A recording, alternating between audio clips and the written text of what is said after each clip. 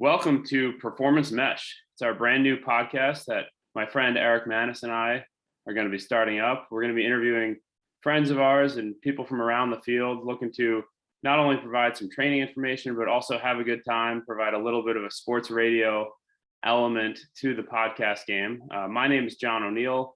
I'm the Director of Performance at Cressey Sports Performance, a role I've held for about 5 years, been in the industry almost a decade. Eric's got a couple more years experience than I do, so I'll let him talk about that. But Eric, how you doing today? Hey Johnny, how's it going? So I just wanted to get into the name a little bit of the podcast. What is mesh? And mesh is not like any nylon in a basketball or on a lacrosse stick. It's having two articles of clothing on when you're relaxing. It's more of a mindset than anything. You have anything to add? Yeah, I mean, it's one of those things that we owe our buddy Jared Packer to be the one that gave us the term. But friend of the show, Jared Packer. Friend of the show, Jared Packer. Yeah, it's a lifestyle, it's a mindset. A lot of the podcasts in the field are not mesh. They're very buttoned up and they're suit and tie operations, and we're trying to be a little bit of the opposite while still providing some training information. Yeah. You'll have a promise from me that I will never, ever have more than two articles of clothing on when I'm on this podcast. I can't guarantee that, given where we might be shooting it, all different exotic locations. We're right now we're shooting in 2 different states. I live in Massachusetts. You're in New Jersey. How's the beach life going over the summer? Oh, it's fantastic. We took my brother and sister-in-law and the baby to the beach yesterday. We actually sat out in the rain for 1 hour, just because that's the kind of people we are. We're gonna stay at the beach no matter what. We get along in a lot of different ways. We got a lot of training thoughts and concepts that we like. We are both big sports fans, talk a lot about the Yankees. One of the ways we differ is I'm not a beach guy. I knew that about you. Now let's talk about all the negative things about the beach that you don't like. Okay, the travel that it takes to get to the beach, like unless you're living on the beach and can walk there, you are looking at an all-day affair. You got to get up early, get parking.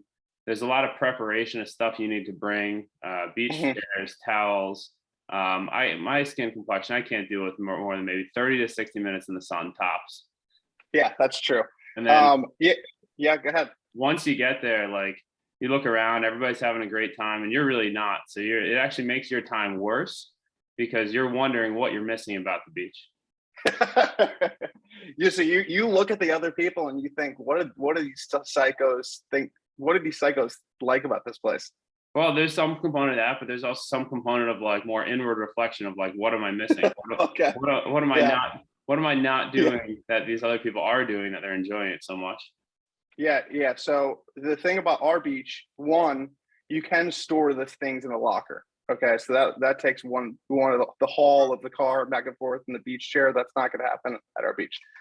I live about 15 minutes from the beach, but in the summer traffic, it has taken me 1 hour to go 3 miles. So that's a big negative of going to the beach here. The things I enjoy about the beach, I like to drink at the beach. I like to have a couple cocktails, open up a tequila soda, and just kind of relax. Now, but I have a toddler now, and she doesn't agree with me.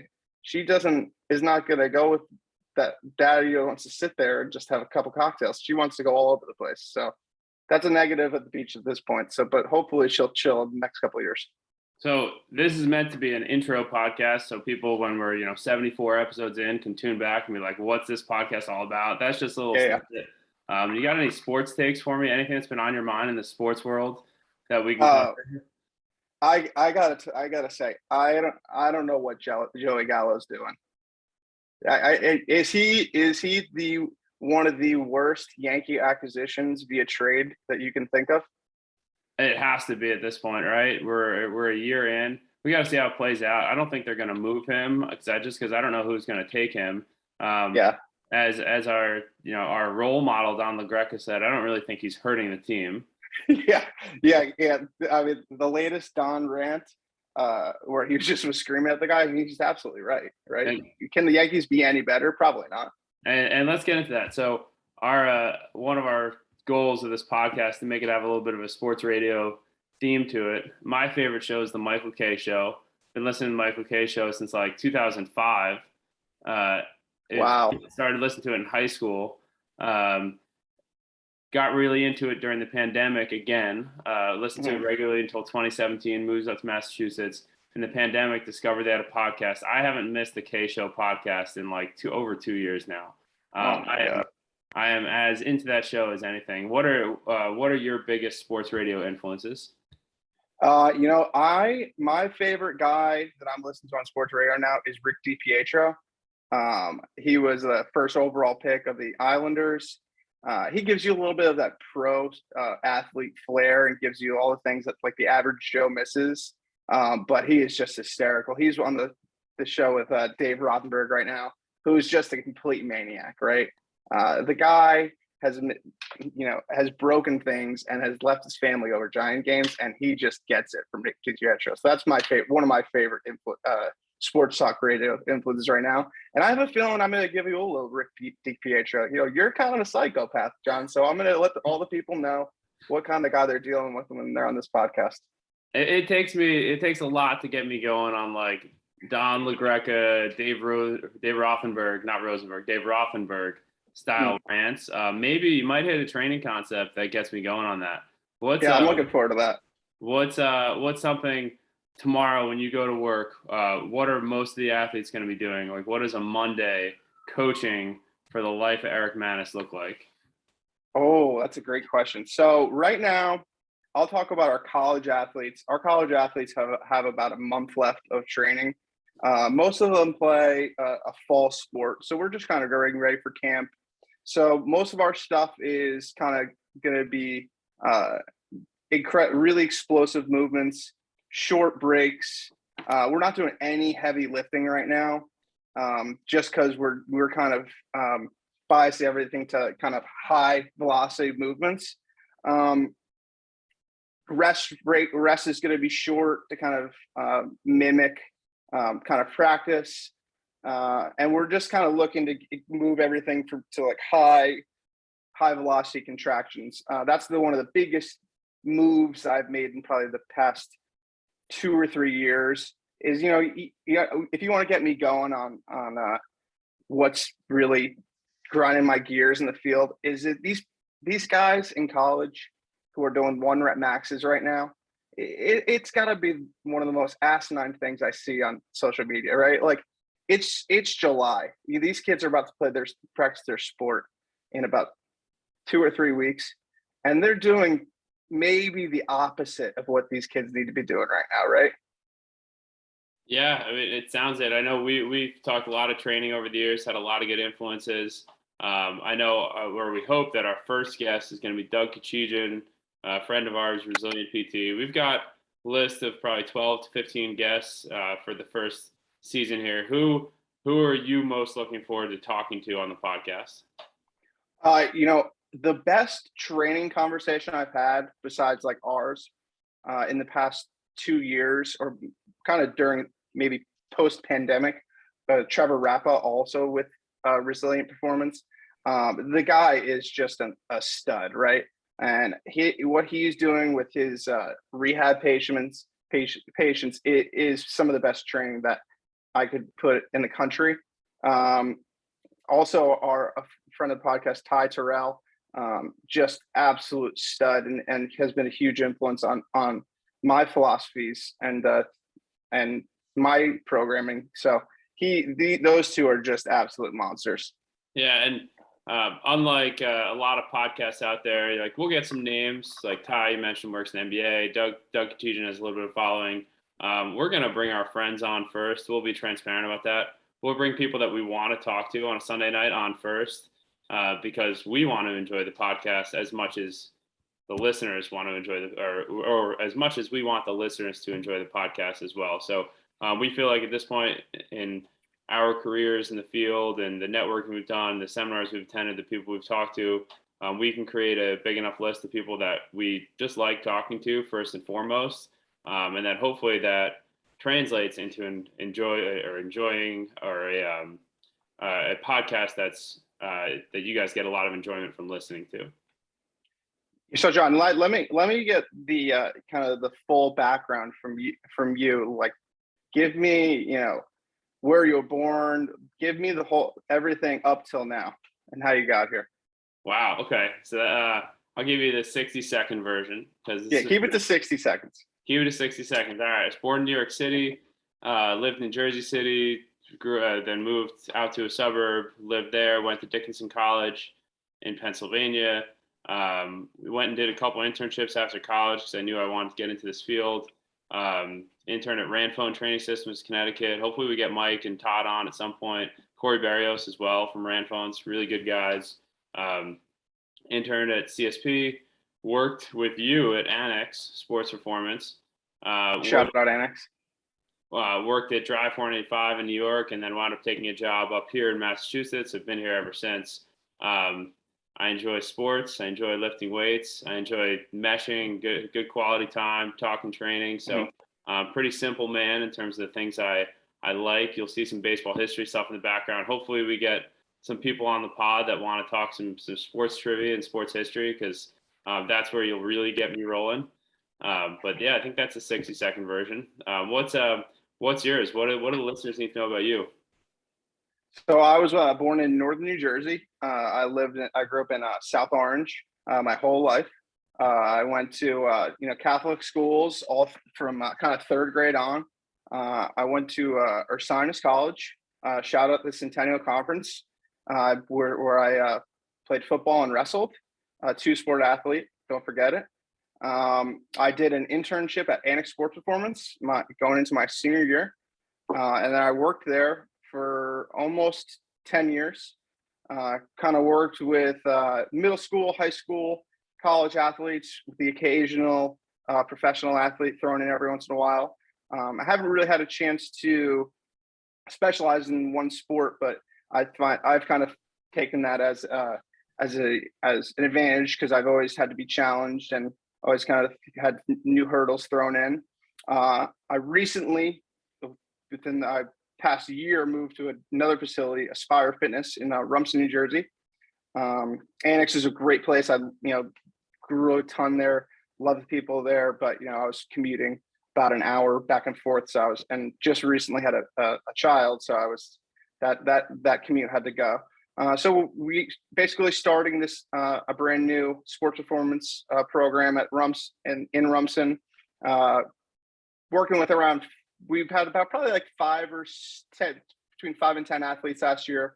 Now we have about 50. So we're really growing the program, doing some good stuff. I have a 2-year-old named Charlotte. I've been married for about 4 years, and I have another child coming in January, a boy. So my life's going to get really crazy, but we're just one day at a time. Yeah, and I guess I'll mention I'm engaged to my fiance Amy. We're getting married in about 1.5 years at this point, a little less than Wow. 1.5 years. But it's coming up. You'll be a father too by then. Oh my God. Yeah. And we're just this podcast is going to grow as we are. That's right. And you mentioned being like a multi-sport guy. I've been pinned as a baseball guy in the past. Yeah. Would you have been offended by? There is some truth. There is some truth to that. It can have a negative connotation being. Maybe you're triggered by it because it's true. Being just a baseball guy. Not necessarily a positive thing, but I have worked with probably about 80% baseball players over the last 5 years.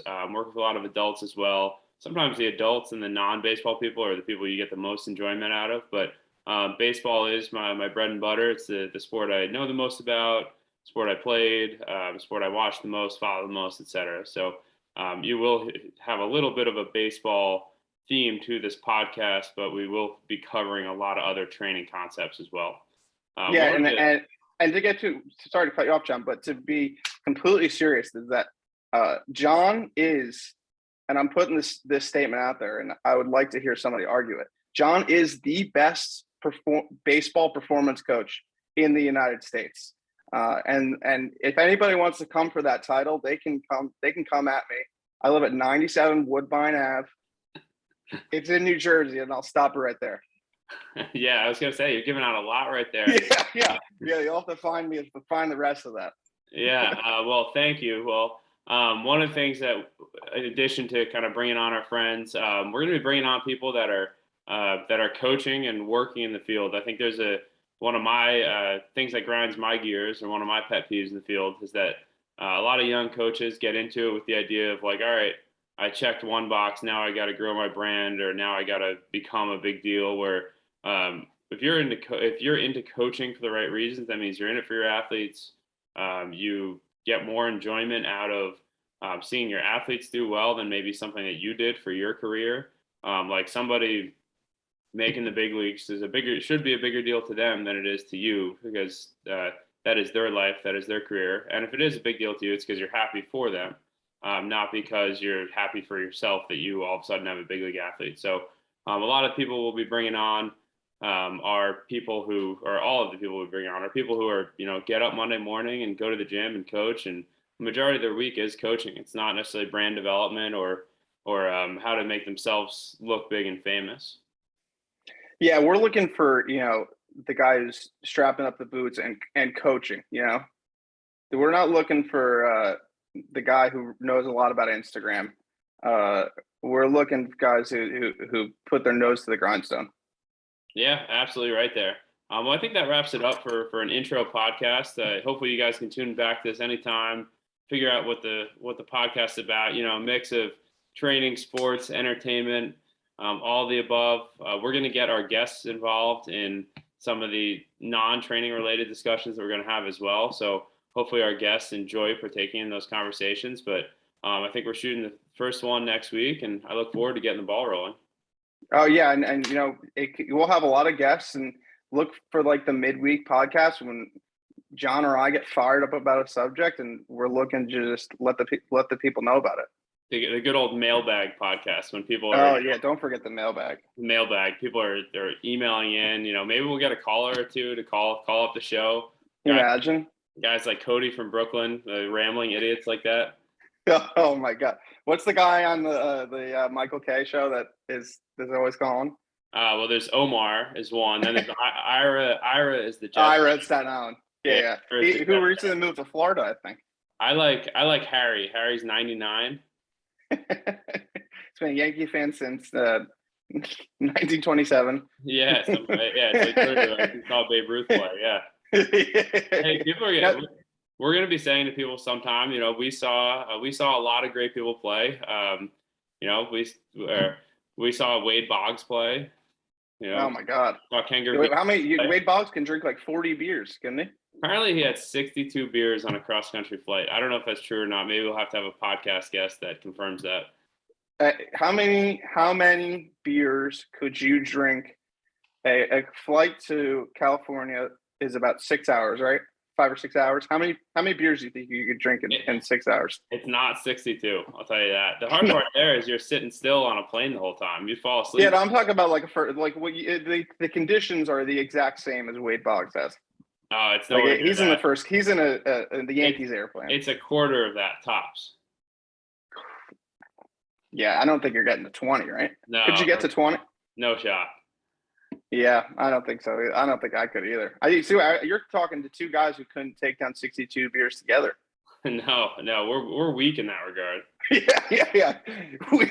If that was like one of our KPIs that we were measuring, we'd really have to put more time into that. Yeah, we're weak. We're too busy coaching. That's why. Yeah. Wade Boggs wouldn't be on this podcast because we want to have the coaches on, not the guys who are wasting their time drinking beers. That's right. All right. Well, hope you guys tune into the first podcast. This is it for the intro. We'll talk soon.